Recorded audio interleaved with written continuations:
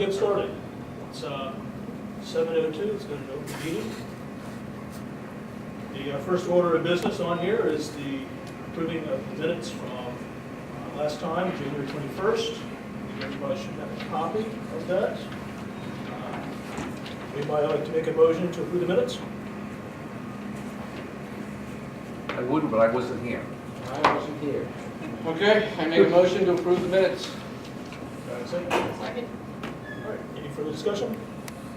All those in favor? Aye. Against? Abstained? Abstain. All right. All right, minutes are approved. We have a pretty short agenda tonight. Joe, you're going to be speaking about the budget. Okay. Go ahead and take over. Okay. What I'll project tonight, present tonight rather,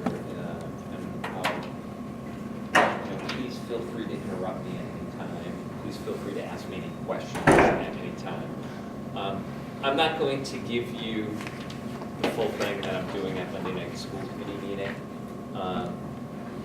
And believe it or not, you'd be proud of me, I've got this down to 13 PowerPoint slides. No Not way. bad. No Yeah. way. Yeah, totally, all right? Like last year was 43, okay? So it's pretty concise, but right now we're still in the relatively early phases of our budget for next school year.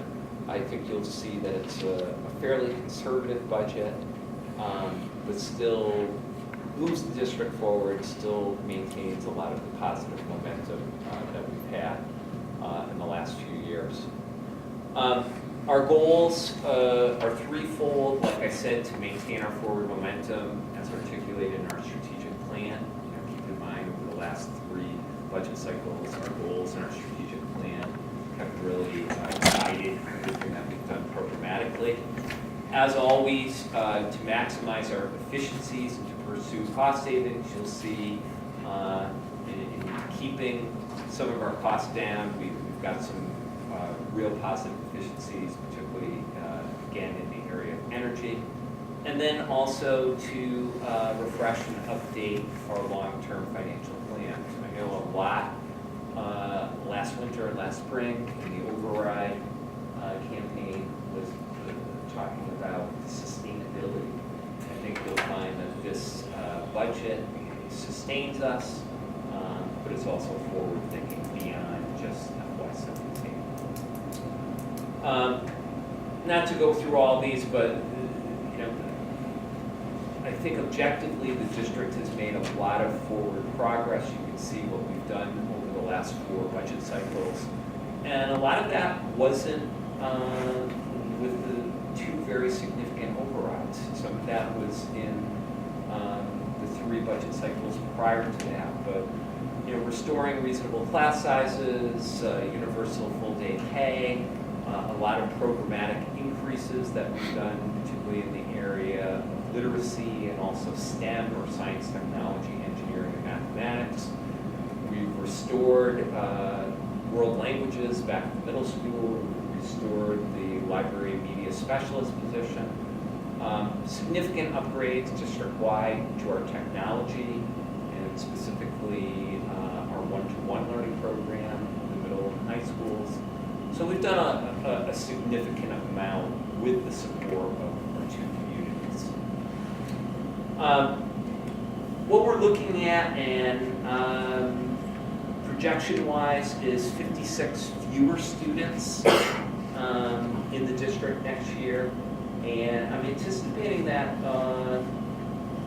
probably will be mostly at the elementary level. And I'll show you guys a graph.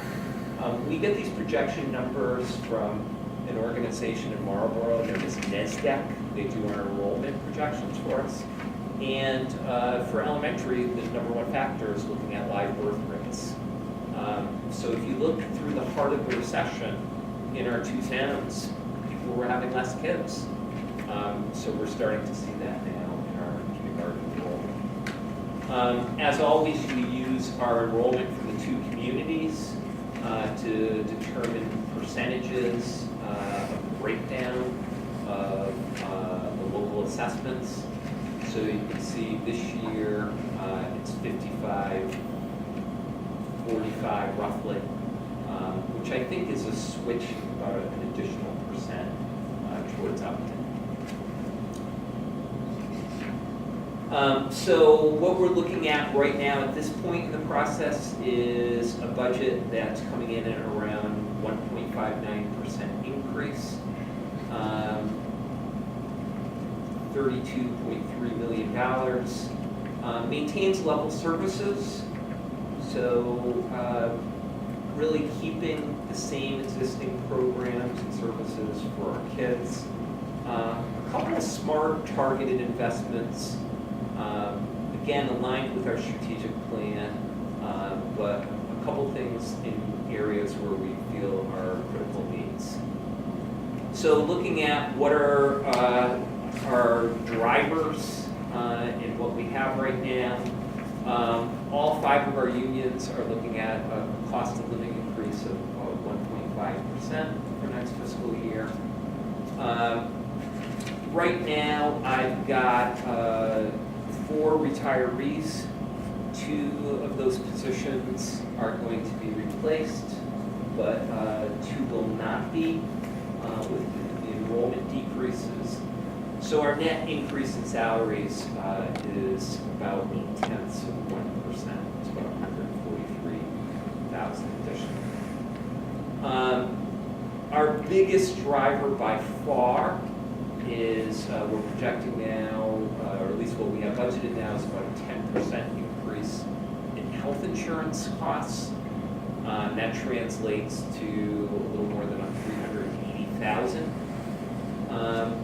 We had some very challenging claims over the last 6 to 8 months. So we're still in the process of negotiation through our agent, Harvard Pilgrim Health, and we were hoping to wrap that up by the end of this month.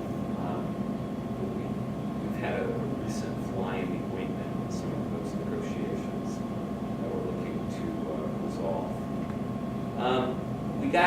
I know last year we had a fairly sizable increase in our Worcester County retirement assessment. We got that in, it's an additional $55,000. And we've got a decrease of about $28,000 in unemployment due to not anticipating labor. Our transportation is in the second year of a 2-year rollover clause from our original 3-year contract, so it's calling for about a 2% increase in our regular transportation, and we actually have a decrease in our special ed transportation. We have a little bit of savings, about $53,000, $54,000 in out-of-district tuitions, and overall student services is flat. We have some nice savings in our buildings and grounds lines. We'll be saving about $57,000 in electricity because of our solar net metering agreement goes into effect for this fiscal year. And we've also locked in to oil for about $1.70 a gallon for MISCO. So that's a savings of about $24,000 over this year. Based upon a lot of feedback that the school committee has gotten from our parents, we're also looking to invest about an additional $10,000 in some of our field maintenance. We've generally found that some of our fields, particularly here at the high school, definitely need a little additional TLC in the area of reseeding and conditioning. So in the area of technology, we are continuing our transition to district ownership of tablets versus parent ownership.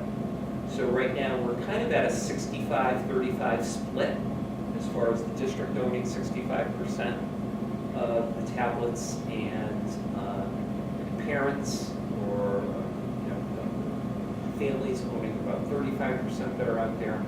We're anticipating we will go to 100% ownership by the 17-18 school year. So an additional 40,000 in that.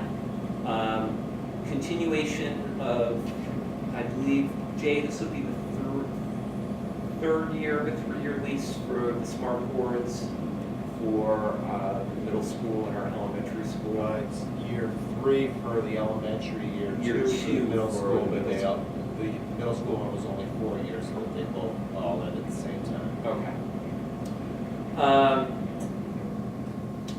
And also the refresh, all of our desktops throughout the district are now 5 years old, so we're looking to refresh the lease that we have right now through HP. I would say the significant investment that we're looking in this budget would be the selection and implementation of a new math book textbook series for kids at the elementary and the first 2 grades of middle school. We've been using the same program for about 15 years, but with the implementation of a new set of standards, we need to work harder to ensure that the curriculum is aligned. Plus our data is telling us, looking at MCAS and also our internal benchmark assessments, our greatest needs are in grades 3 through 6. We're also looking to increase some of the hands-on equipment, materials and supplies for science education at the elementary level, so an additional 10,000. Keep in mind, over the last 2 years, we've gone to a new elementary reading series. So actually, the overall textbook line is about 80,000 less than the current fiscal year because our 2-year payment on our literacy series, known as Reading Wonders, will be up. So if you were to take a look at where we are as far as our expenditures, right now our initial proposal has an increase of about 505,000, which again translates to about a 1.59% increase. What is your lift on the fixed charges? That's where the health insurance is. That's the biggest piece right there. Anticipated revenue, as we usually do at this point in the process, we used the governor's budget, which came out the last week of January. Right now, in Chapter 70, which is the main stream, it's an additional $20 per student, which translates to about $55,000. The regional transportation is flat, so it's the same exact reimbursement rate of this year, which is 66%. We do have an increase in net charter reimbursement. That's because between the 2 towns, we have less kids opting to go to the charter school in Marlborough and the charter school in Franklin. So right now, our state, our total increase in state aid is $93,000. As far as our local assessments, here is where there is a fly in the ointment. The biggest aha for us was seeing a fairly significant difference in the increase in minimum local contribution to Mendon versus Upton. This year, the increase in minimum local contribution to Mendon is about $174,000, and Upton, it's $200,000 more than that. It's an increase of $378,000. I think the first question to be asked is, gee, why is that? The state has not released all of its data yet. They usually release, probably about any day now, a comprehensive spreadsheet that shows every single community's progress towards target share. You remember during the process of the override, there was, we did a significant amount of work. That was part of those 43 PowerPoint Yeah. slides around target share. This seems to indicate a lot of different things, but one of the things that seems to indicate, and I'll have the data very shortly to share with you, is that Mendon, by a slight factor, it has accelerated the process towards target share a little bit more than Upton. But realize another variable in this factor is the relative proportion of kids going to BVT, okay? Now, it's my understanding that using this year's October 1st enrollment numbers, proportionally, Upton has less kids going to BVT. Proportionally, Mendon has more kids going to BVT. So I would anticipate just the opposite for BVT, a less of a minimum local contribution for Upton and more of a minimum local contribution for Mendon. Okay. But I'll be able to get those numbers, because what I'd like to do, and I will have as part of my presentation in March, is showing exactly in a quantifiable terms, as a result of the override, where is each community relative to target share going into FY17. I think that's a significant piece of data that needs to be shared with all of you, but also with our communities. So kind of planning backwards, and if you look at the handout that I gave you on page 3, this is the tip of what we typically put out with regard to the revenue. You can see the increase in minimum local contribution, and again, that comes to us from the state based upon the foundation budget. And then you see for each community, for Mendon or for Upton, after minimum local contribution, you see transportation, fixed assets, and then operational additional. Keep in mind, those figures for each community have to be in the ratio of 44.85% to Mendon, and then to Upton 55.15%. They have to be fixed, particularly that important operational additional value. And keep in mind, the operational additional represents prior overrides. So what it comes down to is an increase right now in the operational assessment, not including debt, of an additional $163,000 to Mendon and to Upton, again proportionally, and taking into account the MLC, $348,000 for an increase of approximately $512,000 between the two communities. As far as district receipts, we had our E&D, or excess and deficiency, certified at around $780,000. So right now we're projecting an allocation of $250,000 for FY17, which is $100,000 less than the current fiscal year. Any questions on any of that? So this slide right here is essentially the same exact slide that represents the revenue piece. You can see, I believe it's on page 1 right at the beginning.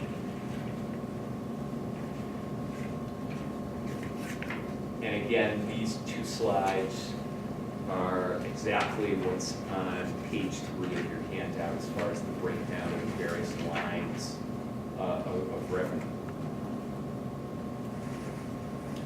I think it's important to note that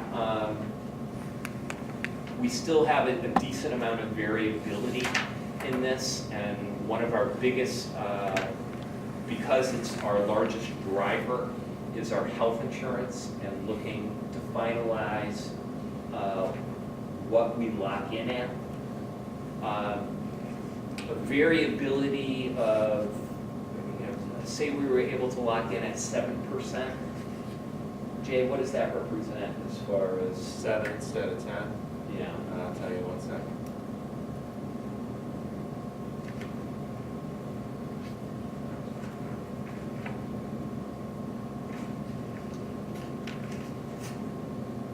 With 7 instead of 10, it would say it was 105,000. What'd you say? 100. It's close, not bad. That's very good, Bob. So there's variability there. We typically do better in the House and the Senate budgets. I think the line where we've typically seen the most improvement has not been in Chapter 70. Last year in the Baker budget, he went with $20 per student. The House and the Senate went up to a whopping $25 per student, so it represented about an additional $10,000 to $15,000 for us. But the biggest line, it would be in regional transportation. If it could be funded at 80%, that could represent an additional about $120,000 in regional. We also still have some play with some of our out-of-district tuitions, where we have students who could be on the verge of graduating from a placement. Depending on the student's needs and the student's disability, some of our students might just graduate and then go on to higher ed. Some students might go to some type of transitional program, which we would have a responsibility for. So that typically is finalized come April. And then another piece where we could have some savings is in kindergarten enrollment. This is kind of an interesting graph that we get every year from the folks that do our projections at NESDEC. You see two lines there. The one on the bottom in green represents the number of births within our two towns going back to 2000. And the one above it in light green represents our kindergarten enrollment 5 years after that.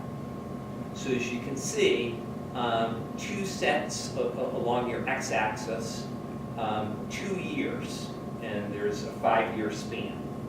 So the year kids are born versus the year that they enroll in kindergarten. So if you look at the last data point in light green, those are the actual number of babies that were born in 2010 in our two towns versus the number of kids that enrolled at Clough and Memorial that were Mendon and Upton students. It's not exactly a perfect match, the two curves. But what NESDEC basically tells us is if you were to look at a continuum of 10 to 15 years, you generally can count on 20 additional kids enrolling in kindergarten 5 years after they're born. So that would take into account migration into the community and so on. Look what happened between 2010 and 2011. Kind of makes sense, height of the recession, I guess, I don't know. But you see a fairly precipitous drop there of approximately at least 20. So right now we're in the midst of taking in our enrollments, both at Clough and Memorial. We're finding Memorial is pretty healthy right now as far as the folks that have stepped forward. But we're hoping within the next week or two to finalize, with a reasonable degree of certainty what our kindergarten numbers are going to look like. So that could represent a consolidation of an FTE or two right there. Any questions on that?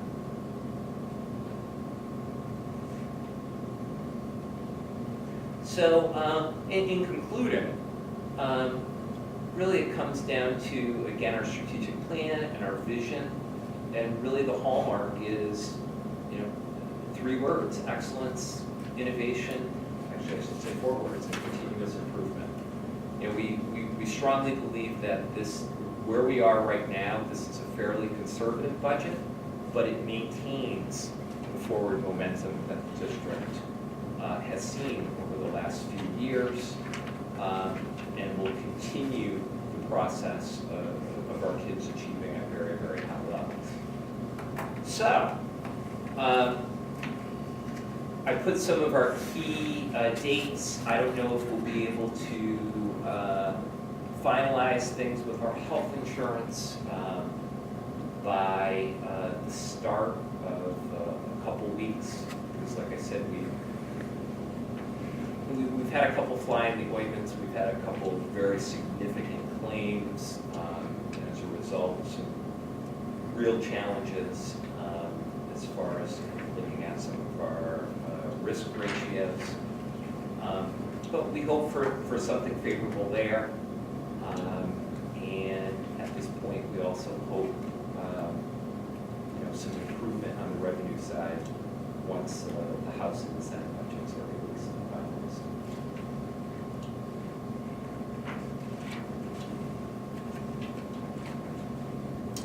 Okay. So any questions? or Yeah, thoughts? a couple, if I could, Joe. Yep. I know Upton is being challenged right now with health insurance also. We've had a number of high claims. One of the things we're investigating is the copay process, trying to migrate our employees over to that. And I'd like to hear what the district is doing with copays, if they're trying to migrate. Because I know you had a creative way in the past to get the employees to move that way. But are you continually trying to get them to migrate, to pay their own copays? Are you talking deductibles, not co-pays? Copays and deductibles. 'Cause- They already pay their co-pays, always have. All right. That's never been any different. The deductibles right now, the district is paying, but that would have to be a negotiable thing the next time the contract rolls around to either, to look at maybe shifting some of that to the employees or shifting the percentages that we pay for the different PPO as opposed to an HMO. Right. That would all have to be negotiated, so we're really a year out from that. So like for this fiscal year, no, it's pretty much the same plan going forward. Okay. We shifted to a deductible plan, as you know, like 3 years ago. But I know, the copay, the deductibles, the district was paying that, Yes. right? And, that was your creative way to get them to migrate. Correct. But the long term is, the district, in my opinion, should not be paying that, right? That's the responsibility of the employee to pay for that. Got to negotiate it. though. Yeah. You can't just arbitrarily do it. Okay. And the next thing is on the health insurance, not the health insurance, on the energy savings, right? And you've seen some savings. I know you're gonna be doing most of the campus with LED lights. That savings, is that gonna be passed on somehow to the towns, or are you gonna absorb that to increase your capacity in the school itself with your education? Did I answer that? Did I ask that question correctly? Yeah, kind of.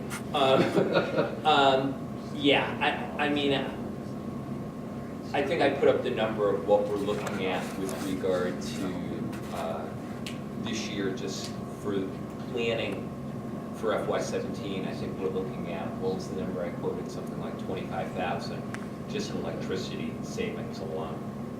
I looked on this, I had about 80,000 overall in all the savings Yeah. for the energy. Yep. So again, that's one component, and I know all the savings aren't there yet, and they won't Oh, all be. I'm sorry, 57,000. Well, you got another one there, right? You got two different- 57,000 in electricity and then another 24,000 in heating oil. Yeah. So what I'm just saying, that overall savings in energy, and you don't even have the LED lights in there.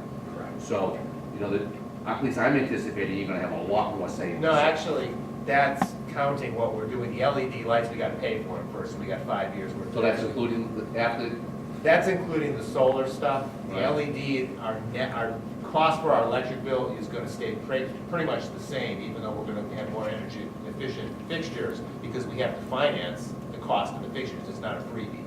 The program that we're doing, there is a cost to the district of around $600,000, financed at 0%. so your over 5 savings years. for those LEDs you're paying, that's how you're financing the installation of them? Yes. Okay. Yeah, it's a program that National Grid does. I thought they went over to BVT too. Well, I thought they were going through the town of Upton too, but maybe they haven't done it yet, but. Well, I wasn't sure how you did it. Yeah. Because, there are other ways you can do it where you can absorb and pay for it and get the immediate savings, or you can take your savings and pay for your materials. So I wasn't sure. There is how- gonna be a very slight reduction, I wanna say it's like $3,000 a month, but not enough Okay. to make a huge impact in the big scheme of things. Might have been 3,000 a year, actually. It was minimal for that first 5 years. Okay. All right, thanks, Chuck. But is your question also, are all those items are actually baked into the budget right now? And they're not like separated out, so they're all, kind of, there are savings we're counting on and other pieces that are getting redistributed and kind of lessen the load and lessen the cost impacts back to the town in other ways, so. And one of the things we are looking at with the LED thing is both towns are participating in the Green Communities Program. We've been told that the Green Communities Program can utilize this project and give grant money to help offset the finance part at Clough and Memorial only, because those are the only two buildings that can participate in the Green Community. So that may mitigate it in like years 2 or 3, but not immediately. Because there's a cycle for that, Yeah. and that's one cycle we get. I have a question. Given the projected enrollment at Clough at 417 and Memorial at 420, I'm curious about the disparity in professional staffing, projected at 52.94 at Clough and projected at 66.35 at Memorial. Given relatively stable or similar enrollments, why is there such a wide disparity in staffing? Because what we did is, one of our programs for students with significant developmental disabilities, the STAR program, we moved from Clough to Memorial last year to this year. So a significant amount of the staff went from Clough to Memorial, so that's probably the biggest chunk of disparity. Including paraprofessionals, Correct. support staff, Correct. speech pathology, et Correct. cetera. Okay.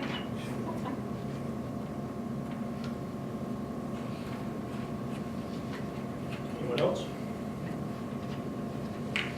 I guess realize we're at the point where things are still in play, and realize you have my commitment. Wherever we find the savings, we're gonna find the savings, and we're gonna pass on to the two communities vis-a-vis lower assessments. So this is our first pass. I think it's a conservative first pass. My source of concern, as it would be in any year, would be the disparity between the two communities. But you have my commitment personally to find the savings, to keep you in the loop as far as where we are with regard to revenues and expenditures, and work with you guys through the spring months.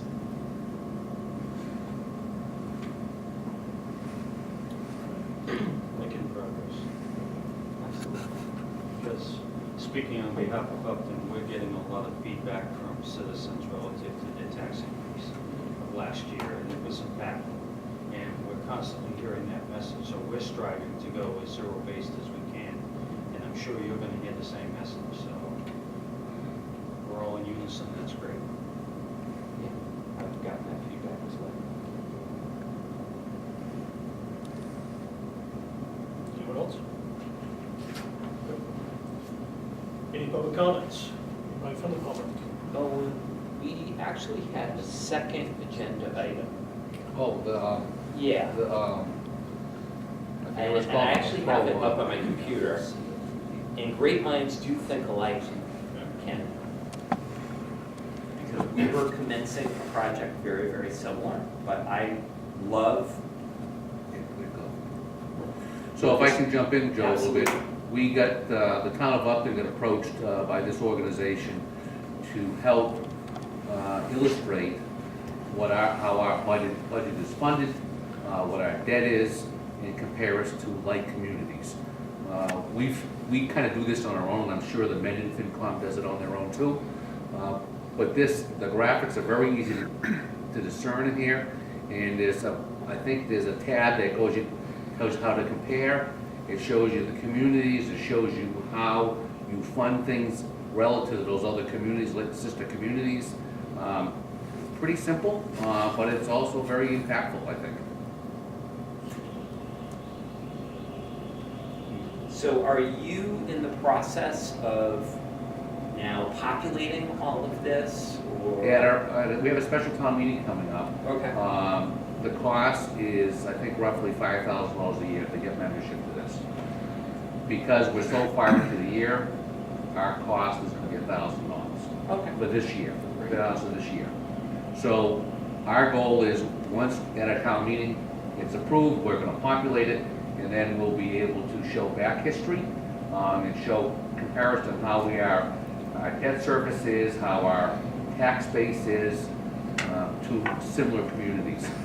And based on what I've seen, you know, it's nice because we're not on the high end, we're not on the low end, we're kind of really in the middle. And it shows where I think we're doing a good job managing and giving good value to our residents. Great. And the graphics loaded, Yeah. very simple to understand. Great. So I think, Joe, if you go back up down like to, go to a regular category on another, there is like. You want to go back to expenses? In a blue, it says view comparison, and that when you have financial overview, right? Okay. I think I'm like right there, View breakdown? yeah, take a look at that. Okay. So that kind of shows you how that expenditure or everything is, and I think we all kind of do that, but it gives you more of that. And on one of those tabs, it tells you how do you compare to other communities. And I forget which, there it is. Oh, wow.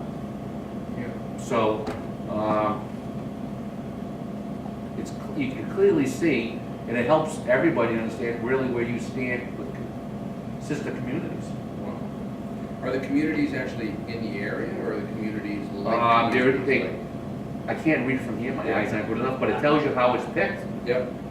Some of it's based on size. Population range, median home value, and distance, 40-mile radius within Upton. So the comparison communities, yeah, that's tough to read on that screen, are Stowe, Littleton, Hopedale, Millis, Berkeley, Sutton, Plainville, Maynard, Mendon, Upton, and Sterling. Yeah. I think it's fair. I think it's very fair. Yeah. So when we join, we just send them several years of data from our financial system so that they can build not only, all they build is the most recent year's data from the DOR, but you Yep. send them your other data, then they can start to slice it, dice it, graph it, and give people more of a history than just the year. They do this kind of free for every town for the most recent year, but if you want more, that's why where the subscription comes into play. So if you go to comparison on schools, there's a tab to compare schools, how the snapshot of the educational funding, it also does the same type of thing, how other communities. And it's a very good comparison, I found it meaningful. That's great. Yeah. So when you hear talk about how we spend too much money, you know, here is the actual from the DOR, easy comparison to say where you are and where you're not. And do you know, could ClearGov also do this in doing a breakdown of the district's budget and, you know, for a regional school district? That would be fascinating. I think that's where they're gonna populate eventually, they're gonna try to get to that. And I'm pretty sure he's gonna reach out to you, Joe, and you can have a conversation. That'd be wonderful, because Coming for our next meeting on March 1st, if you wanted to stop in to listen to Okay. it directly. And then we can, yeah, I think he is going to reach out to you directly. And he's very, very proactive about that. So great minds clearly think alike, because one of our goals in the regional school district was to do our own version of this. And go figure, there's competing companies. There's a company out of Arlington that has created something called the Visual Budget. So you can populate this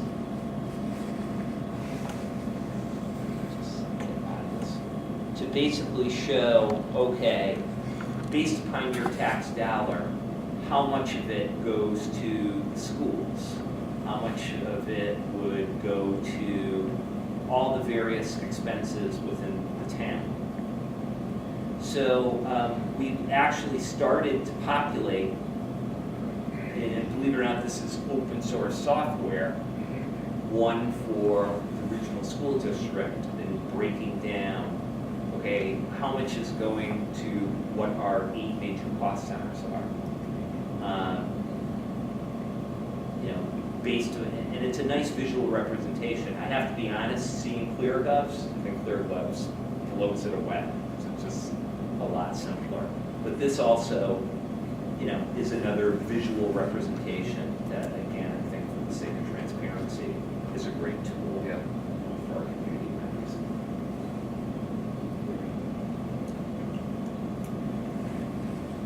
Any other items?